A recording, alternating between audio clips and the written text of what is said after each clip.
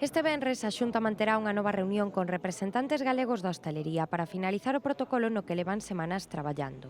Esperan poder publicalo a vindeira semana. Neste documento non se inclúe polo de agora o certificado COVID, pero sí o consumo en barra.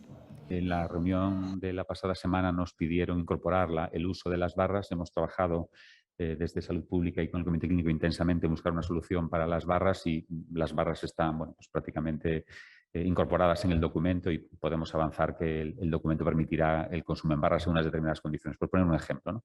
En todo caso, como digo, la reunión de hoy y todas las con el sector han sido muy fructíferas.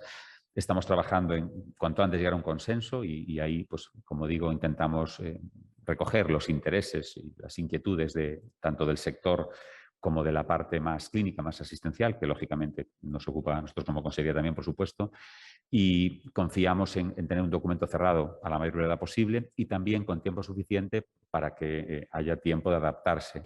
As medidas para o ocio nocturno serán analizadas nunha reunión que se manterá nos próximos días con representantes deste sector.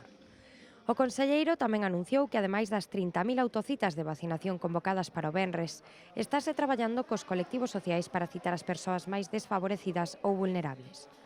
Sobre a situación epidemiolóxica da comunidade apuntaron que a curva de incidencia descende rapidamente e que a variante Delta segue sendo a maioritaria cun 97%.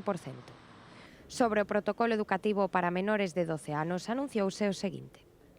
Respecto aos menores de 12, o que temos que decir é que o protocolo con educación que está traballado conxuntamente precisamente mantén todas e cada unha das medidas que había o ano pasado, a pesares de que, por unha banda, os mestres están vacinados, as persoas, os adultos que relacionan con eses nenos nos seus domicilios están maioritariamente vacinados, pero é certo que eles non están vacinados. Por lo tanto, todas as medidas que ano pasado estiveron en marcha no inicio do curso escolar e que, por certo, tan bo resultado deron, este ano seguirán, por suposto, todas elas, non?